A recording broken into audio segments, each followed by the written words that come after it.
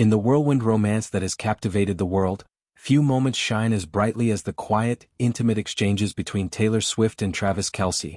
Those raw, unfiltered glimpses into a love forged in the fires of fame and fragility. Imagine a scene straight from a heartfelt ballad. The soft glow of a phone screen piercing the darkness of a lonely hotel room, the tentative ring cutting through silence like a lifeline. This was the backdrop for their first phone call, a conversation born not from scripted serendipity but from the ashes of unimaginable tragedy. It was a dialogue laced with tears, tenderness, and the fierce resolve that defines true partnership. A story that resonates far beyond the headlines of pop superstardom and gridiron glory. Taylor Swift, the lyrical genius whose voice has soundtracked heartbreak and healing for millions, found herself adrift in the aftermath of Vienna, a city forever scarred by terror's cruel hand. The Eras Tour, her magnum opus of musical reinvention, had ground to a halt under the shadow of thwarted attacks, leaving Swift not just as a performer but as a protector of her devoted fanbase. In those harrowing hours, as news alerts blared and security protocols tightened, Swift's mind raced to the one person who could anchor her storm-tossed soul. Travis Kelce, the Kansas City Chiefs tight end whose steadfast presence had become her North Star. Their relationship, blossomed from playful podcast shout-outs to red carpet embraces, was no fairy tale immune to real-world tempests. This call, their inaugural voice-to-voice connection after the chaos, marked a pivotal chapter, a bridge from tentative flirtation to profound commitment. As the phone connected, Swift's voice emerged, fragile yet resolute, carrying the weight of a performer who had stared down fear for her Swifties. "Trav, I don't know where to start," she whispered, her words tumbling out in a rush of emotion. The line crackled faintly, a reminder of the miles stretching between a European concert venue and a Midwest practice field, but it was enough to bridge the gap. Kelce, fresh from a grueling training session, his uniform still damp with sweat, felt his heart clench at the tremor in her tone. He had followed the Vienna developments obsessively, his phone glued to his hip, every update a dagger to his gut. "Tay baby, I'm right here. Talk to me, let it all out," he urged, his deep, reassuring timbre a balm against the panic. What followed was a torrent of vulnerability, a cathartic unburdening that peeled back the layers of Swift's public persona. She recounted the frantic scramble, the abrupt cancellation announcements, the flood of concerned messages from fans worldwide, the gnawing dread of what might have been. "I kept thinking about my girls in the crowd, the ones who traveled oceans for this dream. How do I face them?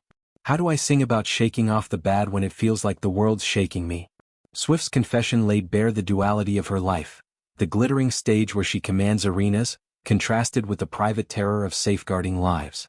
She spoke of pacing her dressing room, guitar in hand, strumming half-formed chords that morphed into lyrics of resilience, even as tears blurred the strings. It was in these admissions that Swift's artistry shone through, not as polished perfection but as raw, alchemical truth. Kelce listened with the intensity of a man who knew adversity's sting, from Super Bowl heartbreaks to career-threatening injuries. His response was no platitude, it was a vow woven from his own battles. "Listen to me, Taylor, you're the strongest person I know. You didn't just cancel a show, you saved lives. That's not fear, that's courage in cleats." He drew parallels to his gridiron world, where split-second decisions under roaring crowds define legacies. "Remember that Chiefs game last season?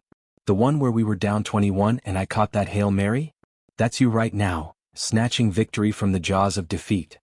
His words, laced with gentle humor, coaxed a watery laugh from Swift, a spark of light in the gloom. Kelce shared his own fears, admitting how the news had left him punching lockers in frustration, yearning to teleport across the Atlantic to shield her. "I hate that I can't wrap you up right now, but know this, you're my MVP every damn day." As the conversation deepened, it evolved into a tapestry of shared dreams and quiet affirmations, the kind that fortify souls against tempests. Swift opened up about the tour's emotional toll, the joy of connecting with fans through anthems like "Anti-Hero" and "Karma," juxtaposed with the isolation of constant motion.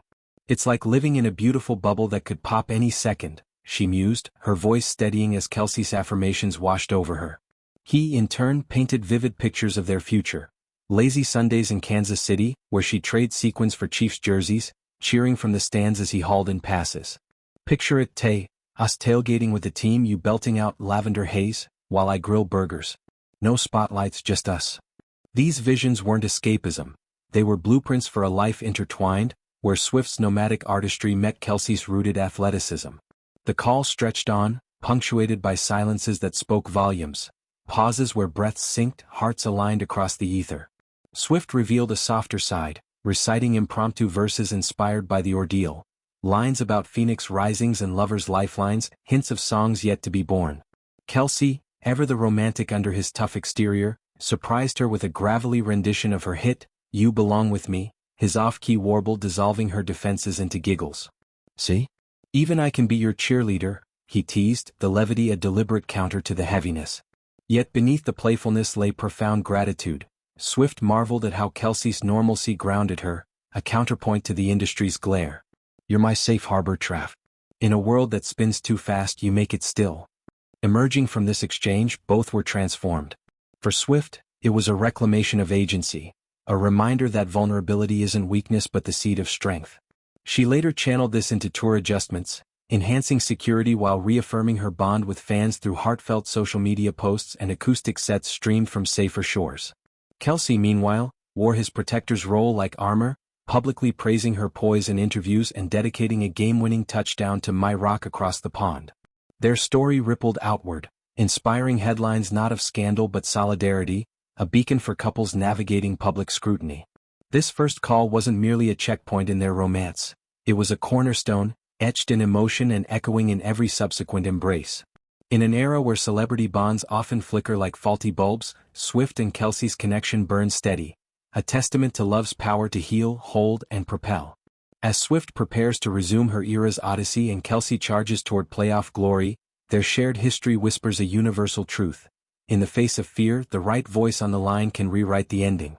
And for these two, that ending promises to be nothing short of legendary.